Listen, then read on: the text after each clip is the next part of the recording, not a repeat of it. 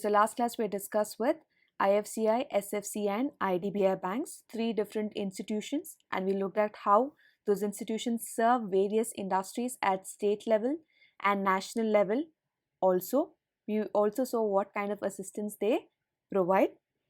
Now today we'll be looking at the next institution in the chapter called as EXIM Bank, which is a short form. Actually, it is called as Export Import Bank of India. Okay, Export Import Bank of India, and that's the logo of the bank as you see it on the screen, E inside the square or a box.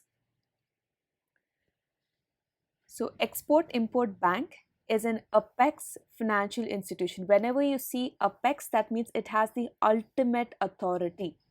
Where else we have seen this word? If you can recall, we looked at RBI and also SEBI. Remember that second chapter, or where we looked at regulatory institutions. We saw two main regulatory institutions. One was Reserve Bank of India and the other one was SEBI.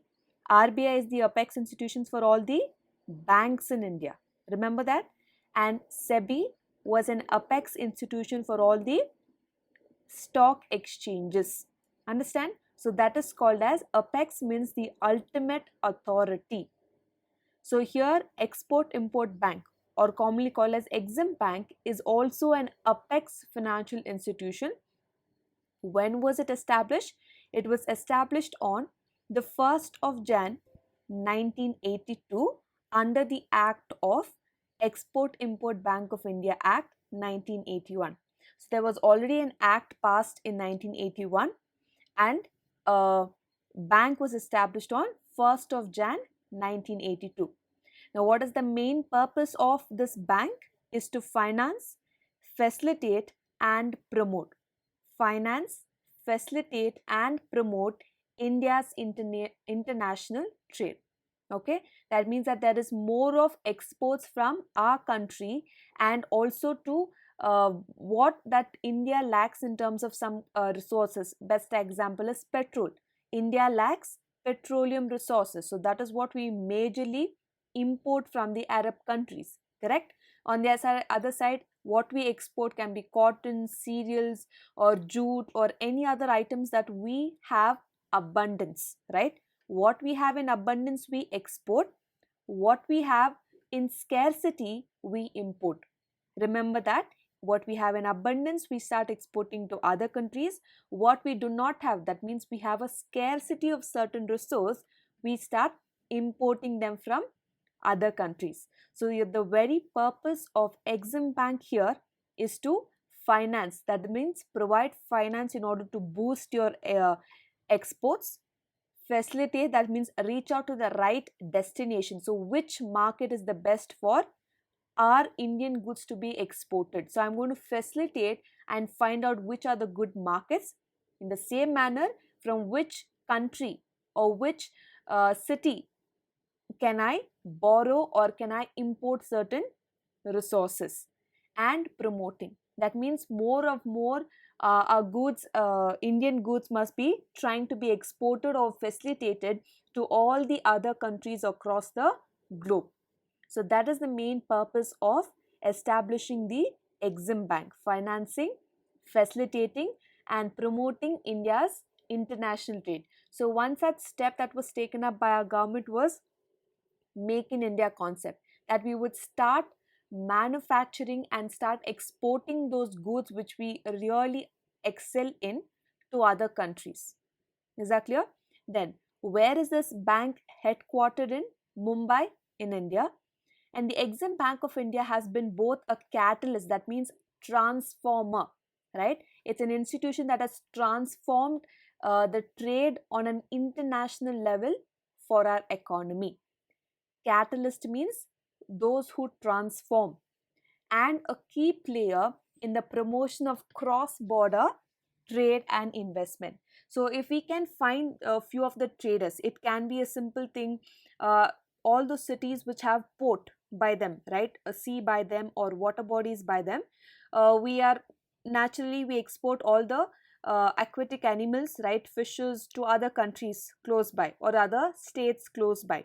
So that's a very common export of aquatic animals or fishes to other countries. Let's say from India's, let's say Vizag is one of the state which has a most of port business. Okay, mostly apart from industries, I think that city has more of port business. Okay, or they have more employment in navy base. Okay, like that way. Now where we have a cross border trade and investment, now who's going to boast? Now yes, I have certain resources, yes, I have certain goods and commodities in abundance, but I do not know how to reach out to a cross border trade. That means from our country to sell it to another country, I do not know the formalities to be followed, or I do not know if I'm definitely involving with other country, I need to keep in mind I'm not, I cannot pay or receive in rupees. I need to talk in their country's terms. Example, I'm exporting it to Japan. I need to talk in, not in rupees terms. I need to talk in yen, correct? Likewise, if it's USA, I need to talk in dollars. So all this understanding is not very common, was not very common initially when this EXIM Bank was instituted. So slowly, it was this EXIM or Export Import Bank that was instituted, which acted as both a catalyst. Catalyst means what? Those who transform. So this bank enabled all the exporters to, follow up with the procedures or to find out the way in receiving the payment. Yes, we will send goods, but how will we receive the money? Because those countries are not dealing with rupee. So who's going to convert that other countries' currency into our home currency? And when will that money reach us? What will be our profit margin? So all these questions or queries of exporters were being resolved by Exim Bank. That's when I say it is transformed the way international trade of our economy works, and it is also key player in the promotion. It is a key player in the promotion. So anywhere outside of India, if we go and if we can find our Indian goods or commodities, we can recognize that yes, this particular good or this particular commodity is from India or made in India products or commodities. Hope you have understood the introduction, why and what is the purpose, and how Exim Bank has been a booster for the Indian international trade. Let's look at the objectives of Exim Bank. Number one, to translate national foreign trade policies into concrete action plans. So we have lot of even before this Exim Bank was set up, we have something called as World Trade Organization. You remember WTO, right? World Trade Organization. That's when globally it's a world trade organization. That means it comprises of not just few countries, all the countries across the globe.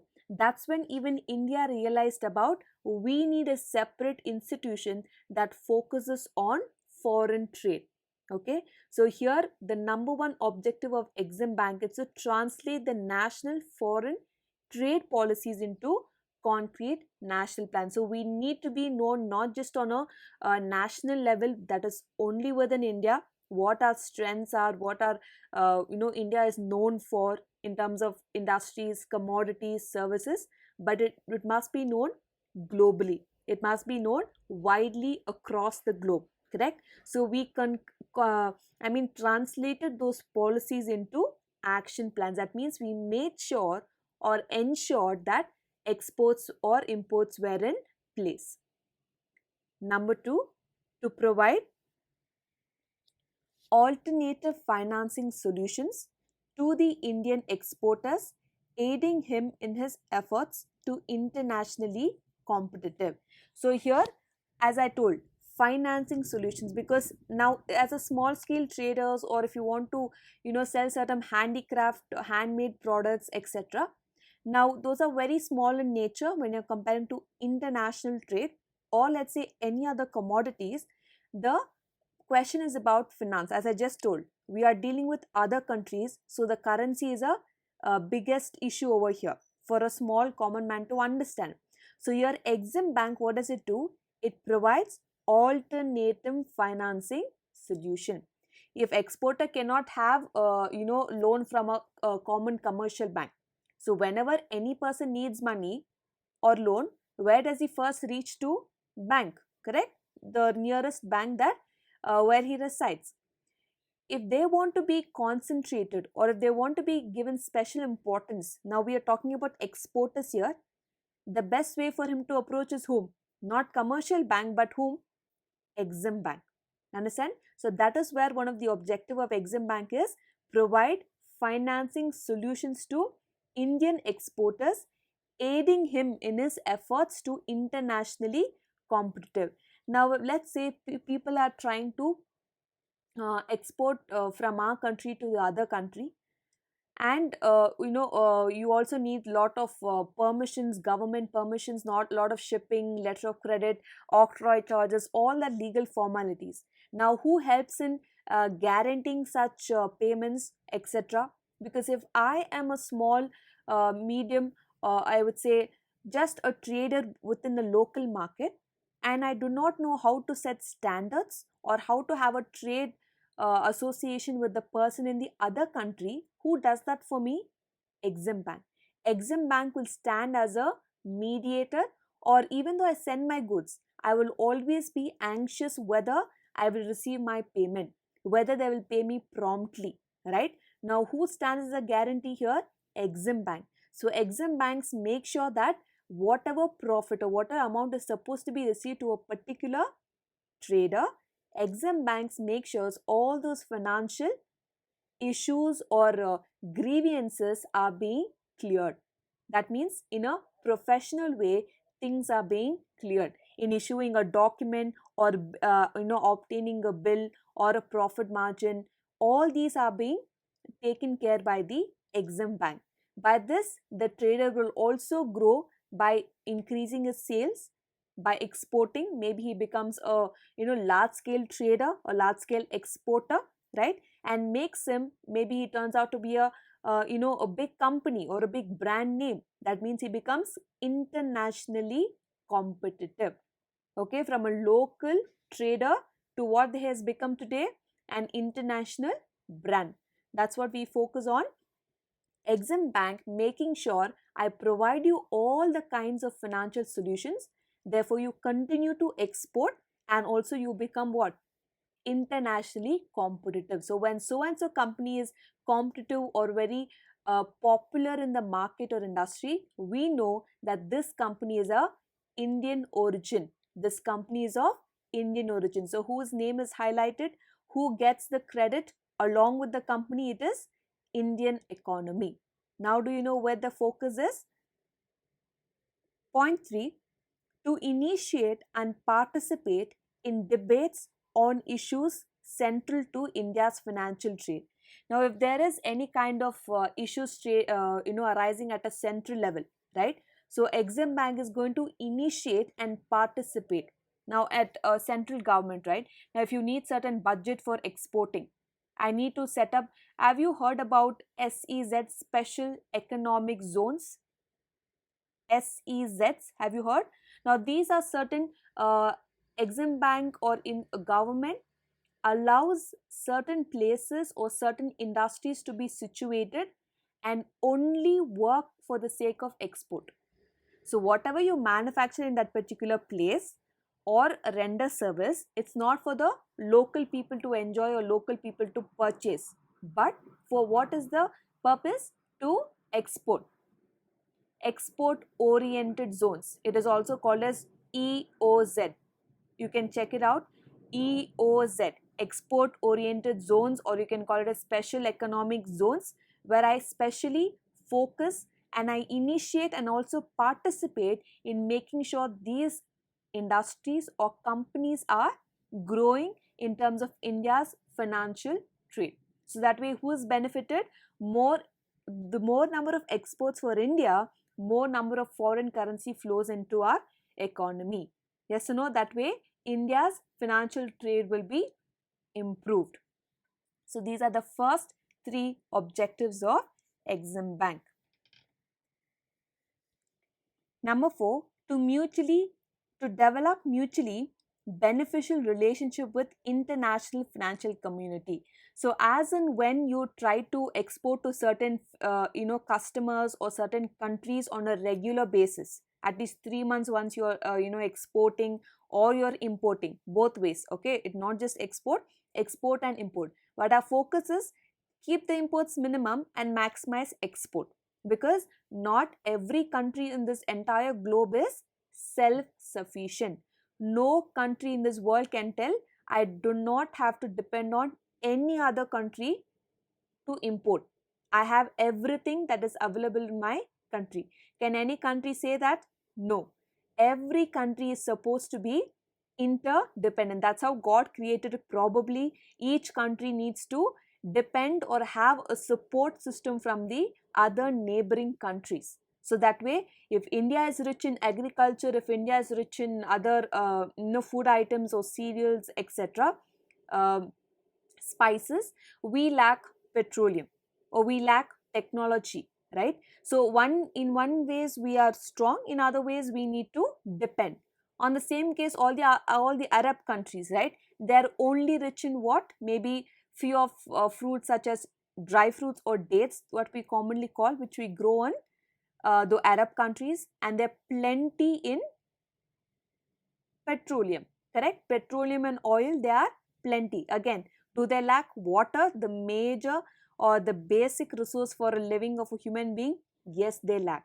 So that's how each country is dependent on each other for a survival, right? So that is why it is important, and why Exim Bank focuses on mutually beneficial relationship. That means we have a good relationship, I mean to say a trade relationship or a professional relationship from India to other countries, India to Japan or India to USA or India to Arab country, right? That way we need to maintain a good international financial community. Why? Because tomorrow if some other country has some disaster, there is always other countries coming and providing help, right, in terms of food or in terms of money. Have you heard when we had either Chennai floods or somewhere in Africa we had a disaster, there was Indian government going and providing them financial aid? Why? We are in good terms, or we have a good mutual relationship with each other. Is that clear? So that way Exim Bank focuses on developing mutual relationship with the international financial community. The last objective, to forge close working relationship with other export development and financing agencies, multilateral funding agencies, and national trade and investment promotion agencies. Now here Exim Bank not only focus on a larger level within India or other countries. If there are export development financing agencies, that means there are other small agencies which also focus on exports. That means they try to have a good working relationship. Okay, forge means work upon, close working relationship with the other countries. Other country, you also have Exim Banks for other USA, Germany, Japan, they also have Exim Banks, correct? So we also try to have a good working relationship. We have a mutual understanding and a relationship with their funding agencies, financing agencies, develop the national trade and investment promotion agencies. Now if you want to talk about metro construction that is happening, or let's say the project is given to the idea or the layout of how the metro works, or how the certain industry works, right? We have somebody, an expert from Japan, because there some countries are very great at fast moving metro trains, or how efficiently they run their train system or rail system, etc. So we can mutually benefit from each other. So that way we have an idea, so they can start investing into our ideas or our projects. So that way Exim Bank works close with the relationship of financing agencies, funding agencies, national trade and also investment promotion agencies. So this covers the EXIM Bank. We learnt about the introduction and 5 different objectives.